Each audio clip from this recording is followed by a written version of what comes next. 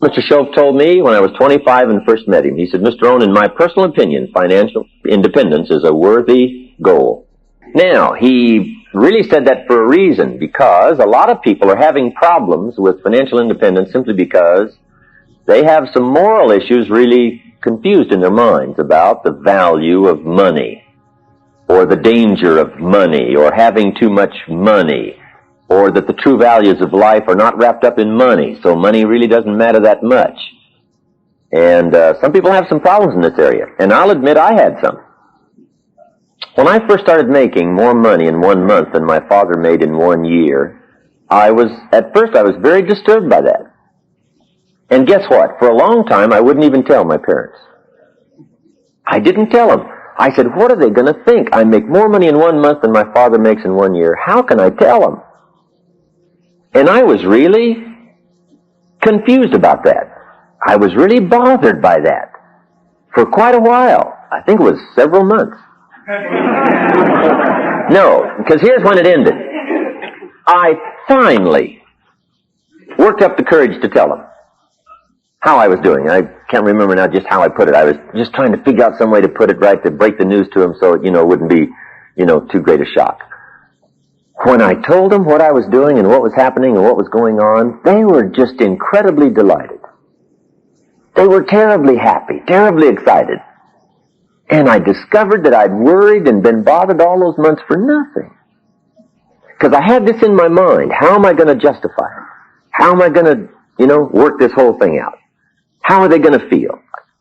And sure enough, I had just conjured all this stuff up in my mind, and it really was not real. But some people really have some problems on financial independence because they feel that the morality of earning lots of money is a very valid question. Every once in a while, someone after my seminar says, I think you talk too much about money, success. And that's not where the good life is. The good life is not just money and success and making a lot of money and doing well financially. And I understand that. I really do. And I have pondered those subjects all these years. And I don't want it to make it seem like just going for money or financial success is where the true values are. They are not. And hopefully in my seminar I've got enough in there to try not to mislead people that I'm just thinking of financial success. But, so Mr. Shoaff said to me, in my opinion, financial independence is a worthwhile objective. He said, here's why. He said, Jim, once you get money out of the way, you can't believe the other dimensions of your life you can work on. Once you solve the money problem, he said, now you'll have the time, more time, to work on certain other projects of your life that will really start to grow and expand. So he said, for that reason, I think financial independence is a worthwhile objective. And I know part of it's a moral question.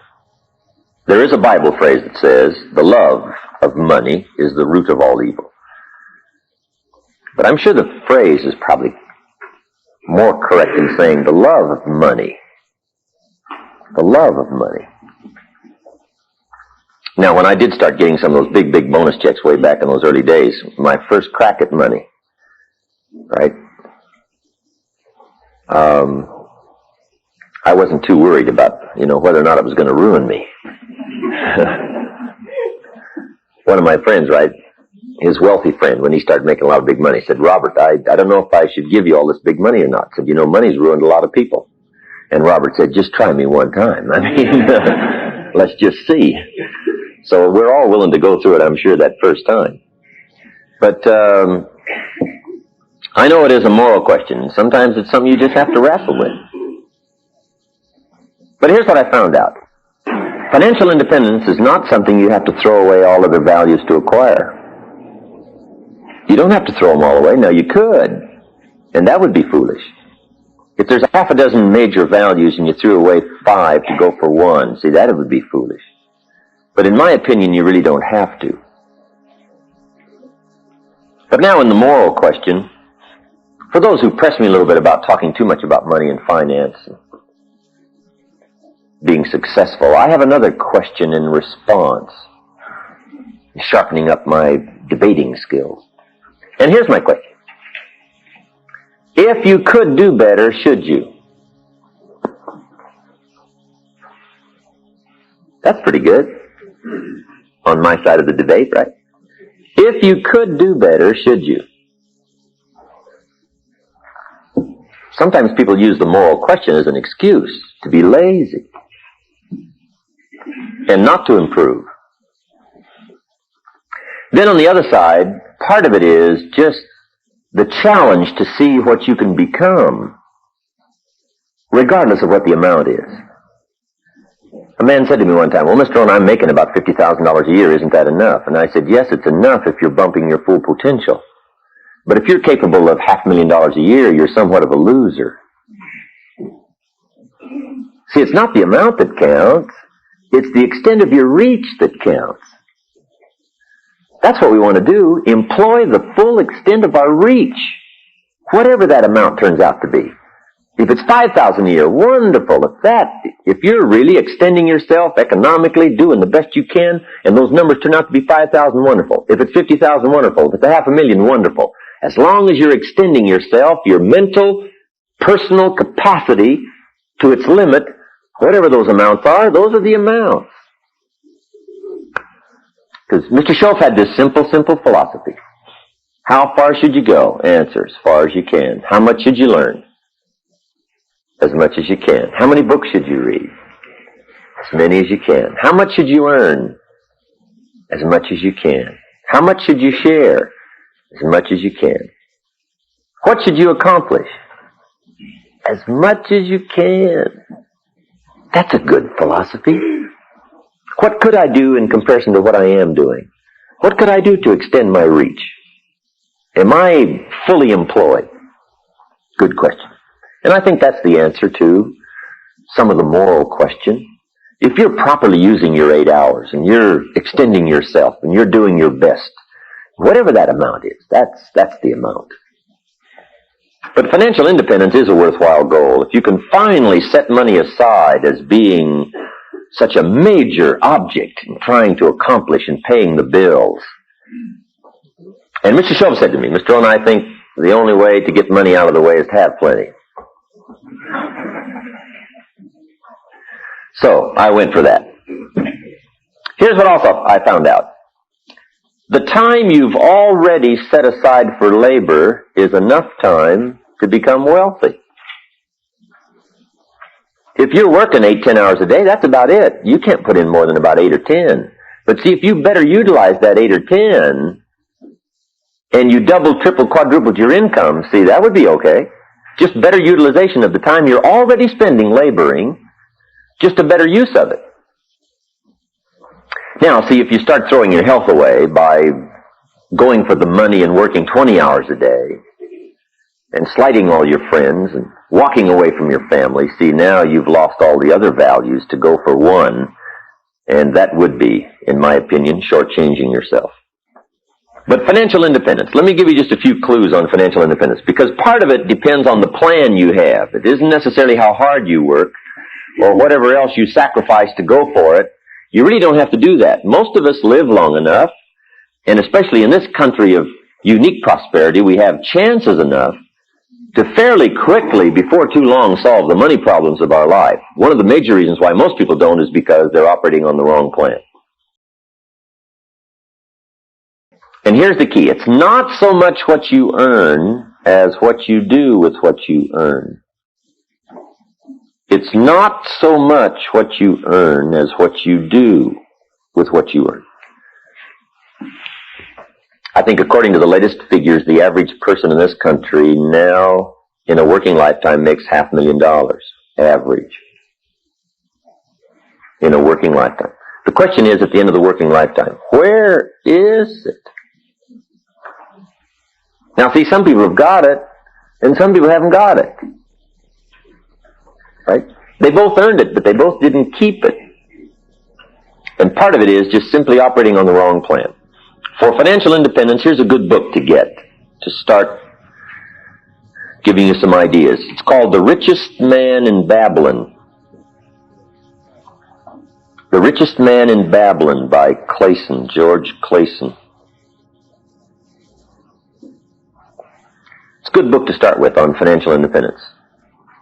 Neat little story. Give you some great ideas.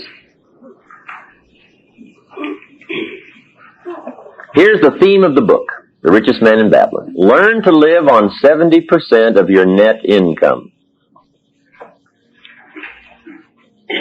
This is just a suggestion plan. Learn to live on 70% of your net income. Now, net simply means after taxes, because that's the only money you get to see anyway, right? Jesus, master teacher, said, pay Caesar first. And in this country, Caesar takes it before we ever see it, right? So, Caesar gets paid. But those were the instructions. Pay Caesar first. Okay? Give Caesar what belongs to Caesar.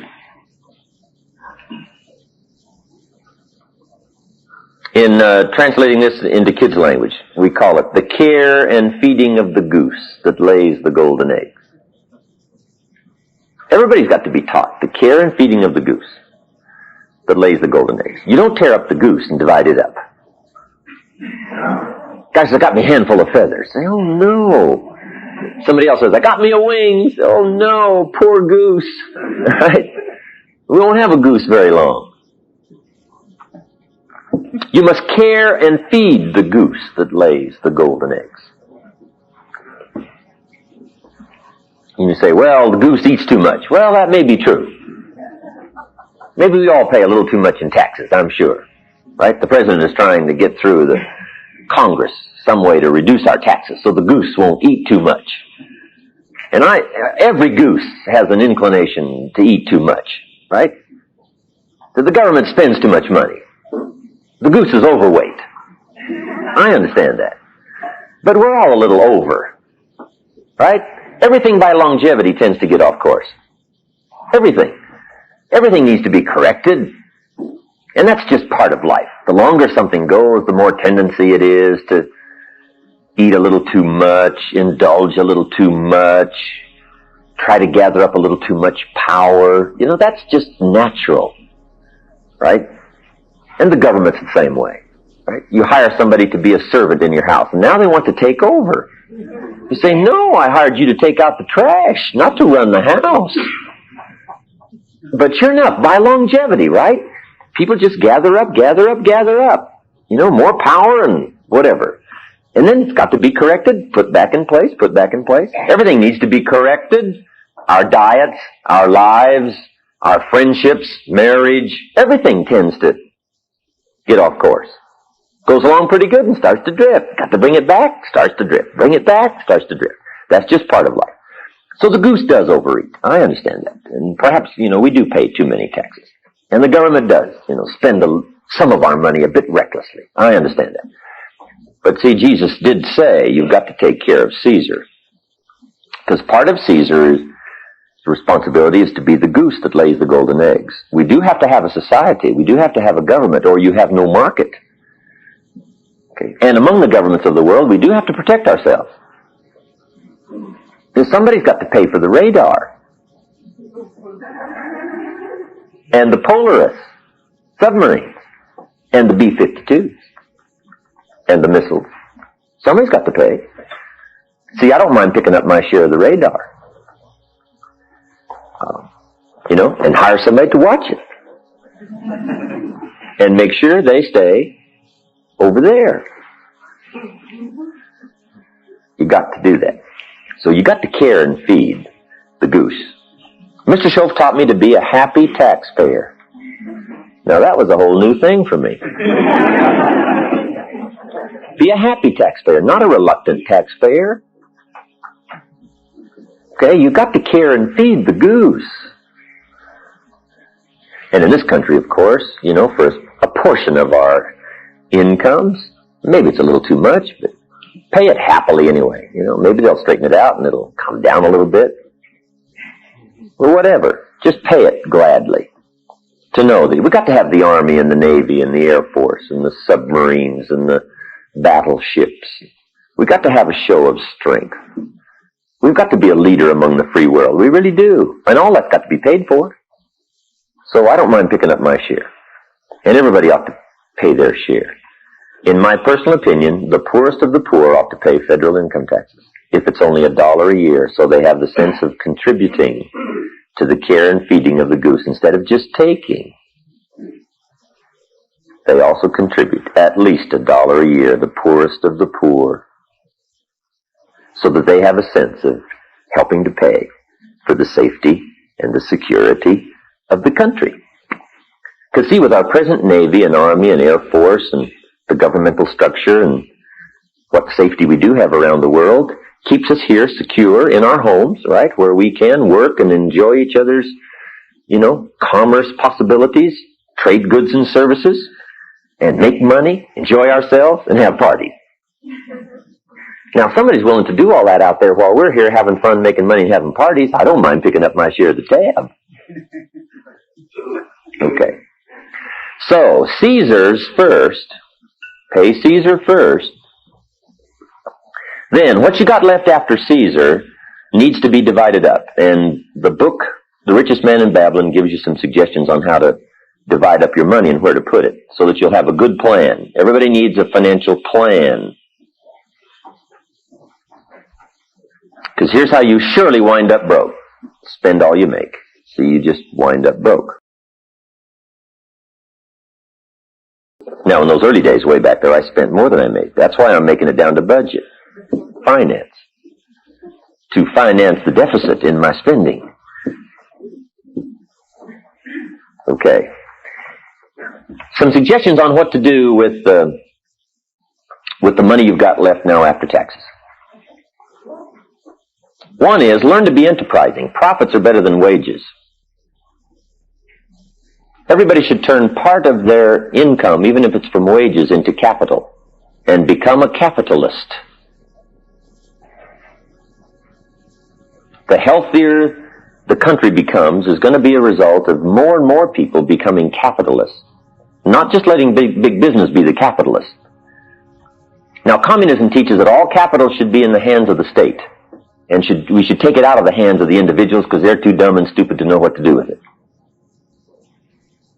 All we want them to do is just show up and do their work and go home and behave themselves to stay out of trouble. And we will take care of the capital, the government. Now, see, in this country, we don't believe that. Communism teaches everybody should blend into the mass to the glory of the state. And we all say, heck with that. The state is the servant, and all glory to the individual.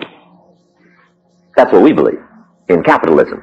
Take the capital and divide it up among all the people, and let the people start a business and start this thing going with commerce and interchange of goods and services. And you will create a dynamic society unprecedented in the history of the world. And we've proven that that's true.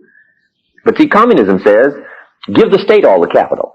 And we don't believe that. We believe that everybody ought to be capitalists. Use it in their own way. They'll think of things the state can't think of. And they'll react much quicker than the state will. Right? The state's always 2, 3, 4 years late. Government's always late. And they always spend too much money. Right? Capital ought to be in the hands of the individuals. Now, if you don't use capital and become a capitalist, and you don't, and you don't, and you don't, and everybody doesn't, pretty soon, guess what? Now the capital will all start going toward the state because the society has to survive. Okay, now these are just some of my personal opinions, but I'm entitled to those, right? I don't even claim they're right. I just claim they're my opinions. That way I'm off the hook. But anyway, be a capitalist. Make sure you've turned part of your income into capital. And so you can teach kids how to be enterprising and capitalists from the time they're little. Just little kids. You teach them how to have 2 bicycles. One to ride and one to rent.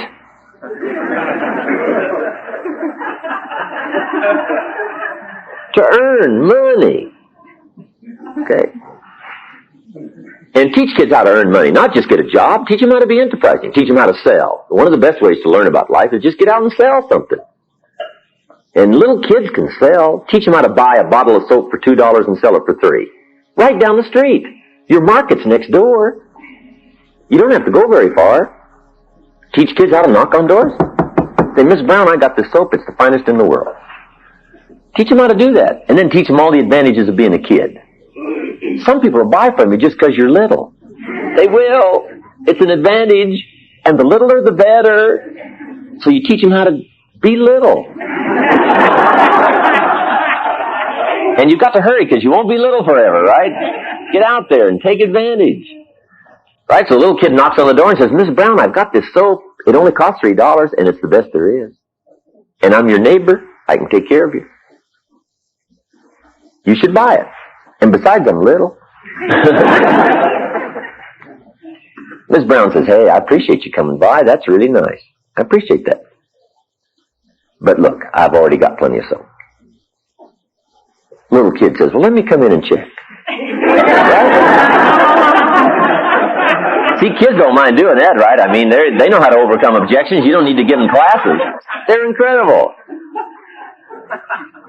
Now, little kid makes a sale, got $3. Now what you got to do is not only teach them how to earn the $3, how to get the $3 by making a sale. Now you got to teach them what to do with the money.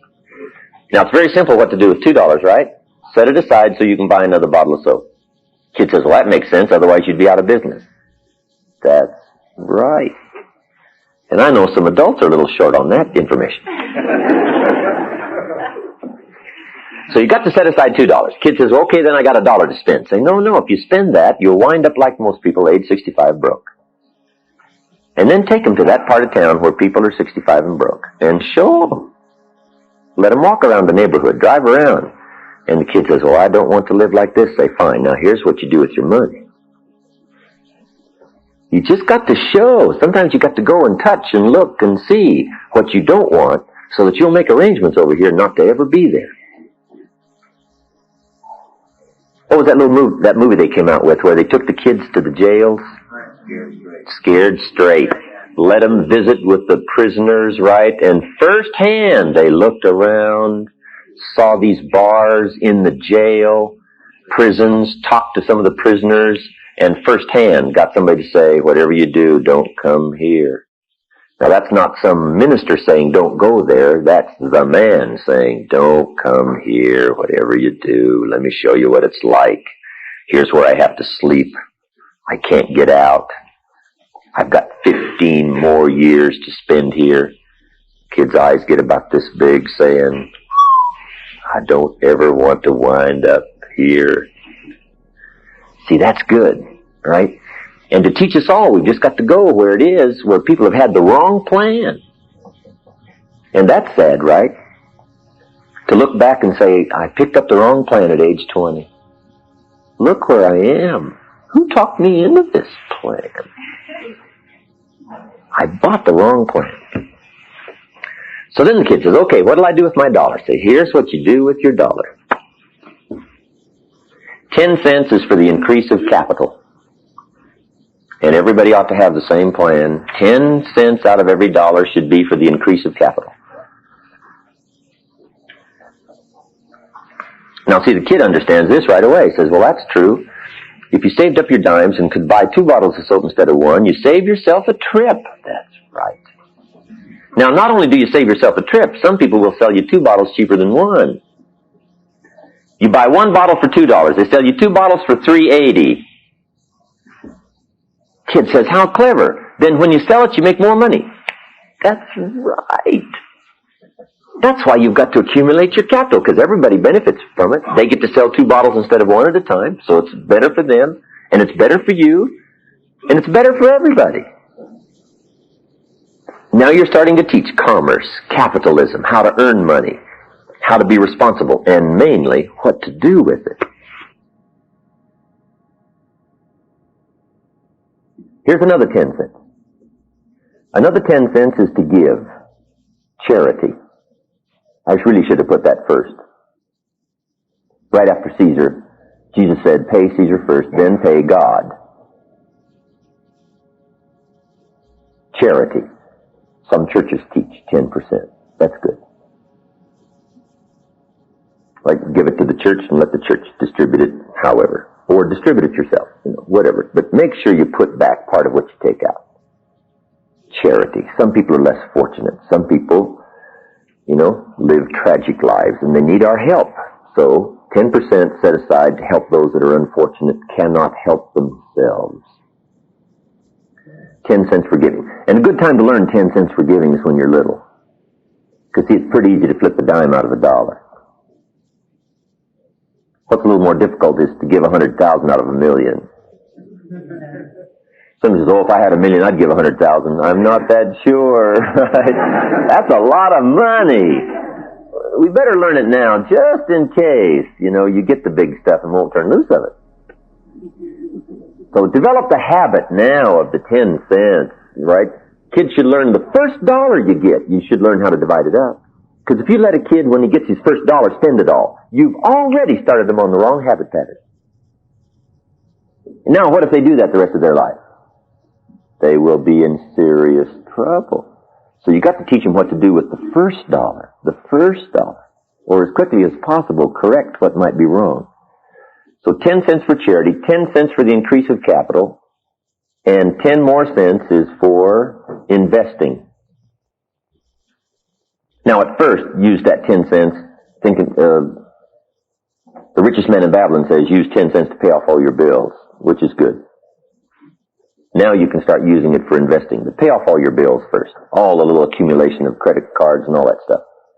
There's a Bible phrase that says, the borrower is servant to the lender. And as quickly as possible, you don't want to be a servant anymore. What you want to be is a lender, not a borrower. Get on the other side of the table as soon as you can. The borrower is servant to the lender. Now, once you've got all those little bills paid off, just cleaned up all the little bills, Arnold's linoleum, everything, all that stuff, just clean all that up. Now you've got some money to invest. Now here's where you should invest some of your money. In financial institutions, so that it provides a larger capital pool for successful people to borrow and start big businesses that you at first can't start. Build big factories and employ lots of people. There needs to be a collection of capital so that people can borrow it. And guess what they will do when they borrow your money? Pay you for the use of it. So you teach kids how to put their money in savings accounts, financial institutions. In Australia not long ago, a man said to me, I'm recommending everybody put their money in gold, take it out of all the banks. I said, then you'll bankrupt the country. You can't do something and teach it to everybody else that's going to bankrupt the country. You can't be totally self-protective. You must care and feed the goose that lays the golden eggs.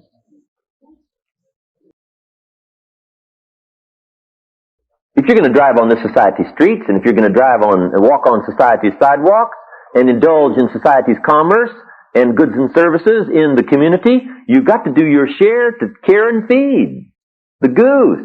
You can't grab yours and put it in gold and hide it and put it in the ground, because if everybody did that, we would have no society. So you can't teach something that if everybody did would wreck the whole thing. He said, well, I never thought about that. I said, that's obvious. Right? Now you must think, you must ponder. What's going to help all of society? Somebody says, well, I'm going to grab everything I got, barricade myself, go off to a cave in the mountains and wait with a gun. Well, if everybody did that, right, then the world would be over. And God would have to start all over again. Which He's done on occasion. But most people didn't enjoy the process.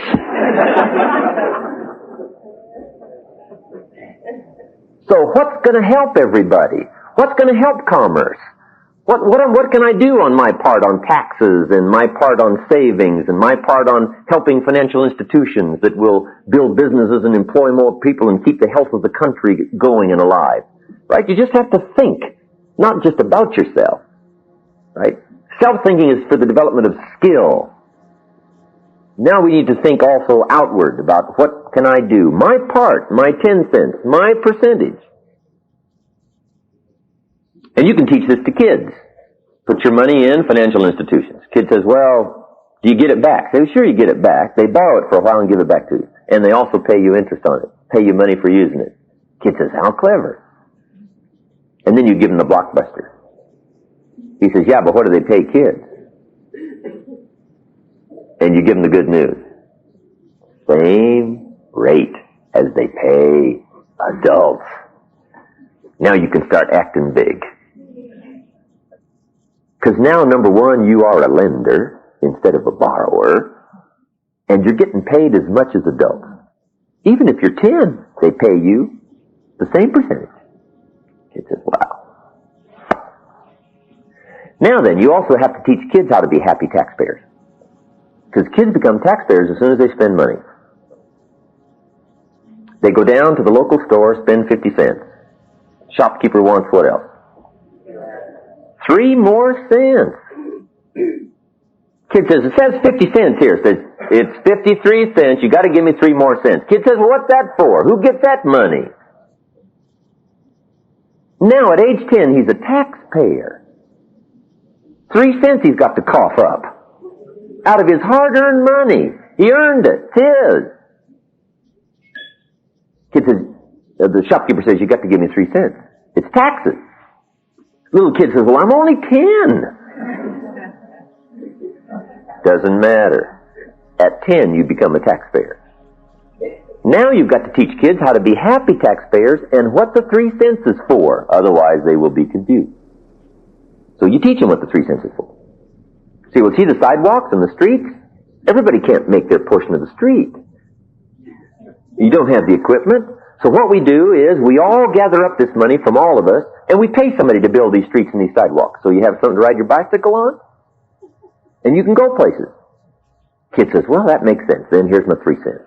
I'll make my contribution. It's part of the care and feeding of the goose that lays the golden eggs. And then you also teach kids. See the police car going there? You own that. It's yours.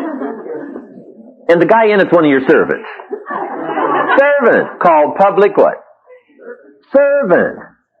So at age 10, you got some servants. Servant.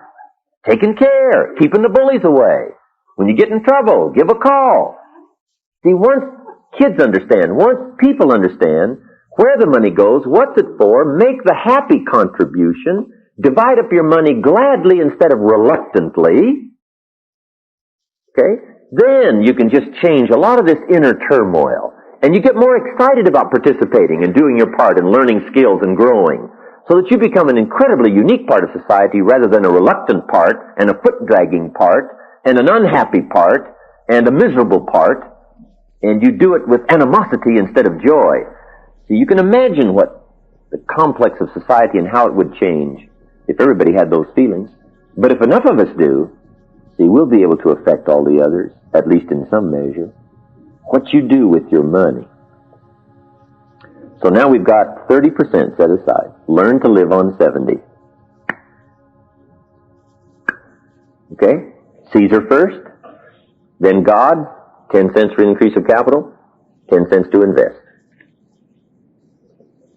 Live on 70. Now once you get doing extremely well, you can even start living on less and less and less, because the amount is more and more and more. Now a few more tips on financial independence and we'll take our first break. Here they are. Number 1, if you haven't done it in a long time, put together a financial statement on yourself. A financial statement simply is a piece of paper divided in half, and on one side is all the list of your assets, the value of your assets. On the other side of the paper is all that you owe, called liabilities. Then you subtract one from the other, and that now is called your net worth. Mr. Shope asked me, have you put together a financial statement recently? I said, I never have put together one. He says, well, now's the time to do it. And I wasn't too happy about putting together that first one. I says, well, it's not going to look that good. He said, it doesn't matter how it looks. You got to have one. To get where you want to go, first of all, you got to know where you are. Say, where am I, without kidding anybody? Okay, now this first financial statement, you don't have to publish it in a public record. It's for your own private eyes to see, but you got to see where you are. Take a look. Now, when I put my first one together, I had no problem on the liability side. I mean, that was long list. Budget, finance, they were all on there. Money I'd borrowed from my parents. I mean, it was all on there, right? On the asset side, though, I really started scraping the bottom of the barrel. I put the value of my shoes on there. I put shoes. There was $10 at least, right? I mean, I'm scraping. So I won't look so bad, right? But anyway, so if you're putting together your first one, right, whatever you got to do, make it look as good as you can. But also, make sure it's accurate and make sure you take a good look at where you are. Now then, play this financial independence program like a game. Be delighted in reducing your liabilities and increasing your assets. Once I got the hang of this, I started putting together a financial statement about every 30 days, sometimes even less. If I knew the picture had changed quite a bit, I'd draw me up a new financial statement so I could put away the old one. Here's my new one. You just play it like a game. And then learn to be excited about reducing your liabilities. Shoaff taught me how to pay my bills with enthusiasm. Now, see, that was a whole new thing for me. He said, the next time you pay $100 on an account, put a little note in there and say, with great excitement, I send you this $100. He says, you won't believe what it'll do on the other end, right? When they get that note. But he says, most important of all, you won't believe what it'll do on your end. Now starting to part with your money with excitement, with enthusiasm. He started changing my whole opinion about money and about paying my bills and about capital and learning to live within restricted limits. He got me excited about it. And see, a big part of what you do with your plan is going to be your attitude about it. So develop a whole new attitude about your money. Remember, it's not the amounts that count. It's the attitude and the plan. He got me to open up my first savings account. And he said, go down there with excitement and open it up. I'd never had a savings account. So I told him, I said, well, I don't have any money to open up a savings account. He said, have you got $10? I said, well, yeah, I got $10. He said, then go get it open. It's not the amount, it's the plan. So I marched down to the bank and opened up my first savings account. Now that took a little bit. I'm a grown man. And I said to the lady, they waited on me there at the bank. I said, I want to open up a savings account. She said, fine, what's your name? I said, Mr. Rohn. She said, Mr. Rohn, just fill this out. I said, okay. So I filled it out. I said, there it is. She looked it over and she said, that's fine. She said, how are we going to get this started? I said, put 10 in. She said, 10 what? I said, $10. $10.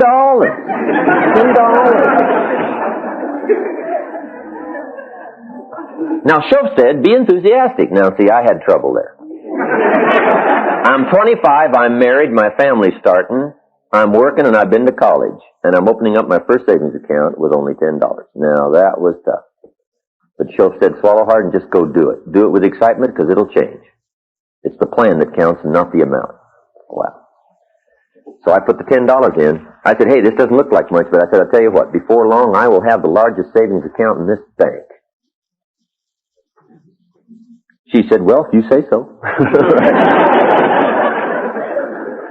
Guess what? Within less than 2 years, I had the largest savings account in that bank. In less than 2 years. Shoaff was right. It wasn't the amount.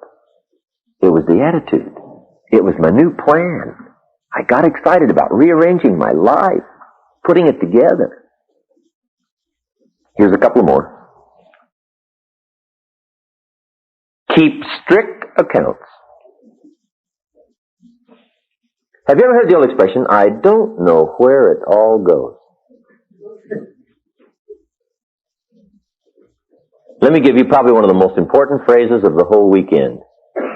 You've got to know where it all goes. You just got to know. The Rockefeller boys said their father, grandfather, made them keep track of every penny they got and where it went. It's called habit. You just gotta know where it's going, what's happening, get a handle on it. It's part of how you become financially independent. Because I found out, even early in the game when I was making some pretty good money, I found out you could make $5,000 a month and go broke. Somebody says, how could you go broke making $5,000 a month? It's easy. Spend $6,000. And 9 months from Thursday, it's over, right? If your outgo exceeds your income, your upkeep becomes your downfall. You gotta know where it goes.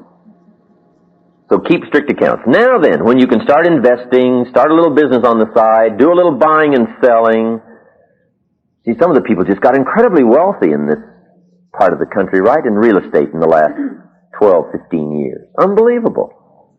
Be on the lookout for buying. Now, collectively, for us, in doing business, we have somebody who specializes in looking for investment. But until you can afford that kind of luxury where people can look and find places, to put your money to get best advantage of making it useful as well as making money, you've just got to be sharp enough on your own to do some buying, do some selling. Now, so you can even teach kids how to make proper investments. What if kids bought light bulbs 3 years ago and just put them aside, put them away, went down to the Safeway and bought them, and brought them home, put them under the bed, put them in the closet 3 years ago? What are they worth today? 2 or 3 times as much as they were 3 years ago. How would you like to make that kind of return on your money? Incredible. Kid says, light bulbs, I never thought about that. Just buy some and set them aside. Buy 1, buy 10, buy a dozen, buy 100. Save up your money, put them in light bulbs, set them aside. Okay? 3 years later, now you got some light bulbs to sell. At an incredibly inflated price. Kid says, yeah, where do you sell light bulbs? Same people that are buying your soap. Just right down the street.